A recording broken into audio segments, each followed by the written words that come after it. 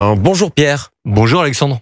Alors ce matin, comme un lundi, on se penche sur les bonnes pratiques de l'entrepreneuriat social et solidaire. Oui, et ce matin on parle d'impact. Aujourd'hui, pour trouver leur financement, les associations doivent justifier de leurs actions et surtout prouver leur impact, c'est-à-dire leur capacité à faire bouger les lignes, à changer le monde.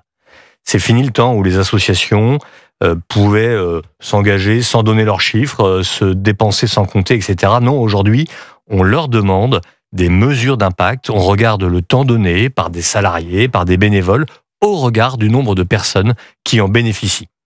C'est bien, on peut ainsi juger du bien fondé d'un projet ou de sa réussite. Oui, et c'est un indicateur et c'est très utile, mais non, le chiffre ne peut pas être le seul critère de la performance d'une association.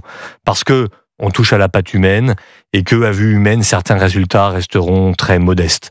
D'ailleurs, vous le savez, on peut faire dire un peu ce qu'on veut aux chiffres. Et puis, il y a tout ce qui ne se voit pas, tout ce qui ne se mesure pas, tout ce qui ne rentrera jamais dans un tableau Excel.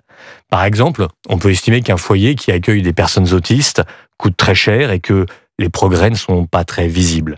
Et c'est vrai de bien d'autres endroits.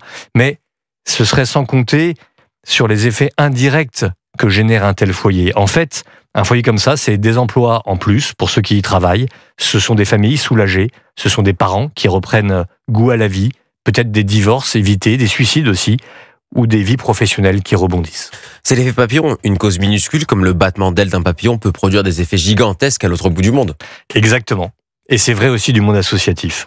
Un seul foyer, en ce sens, change toute la société.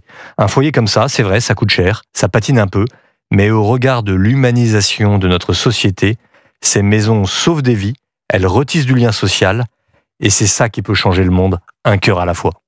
Merci beaucoup Pierre. Merci Alexandre.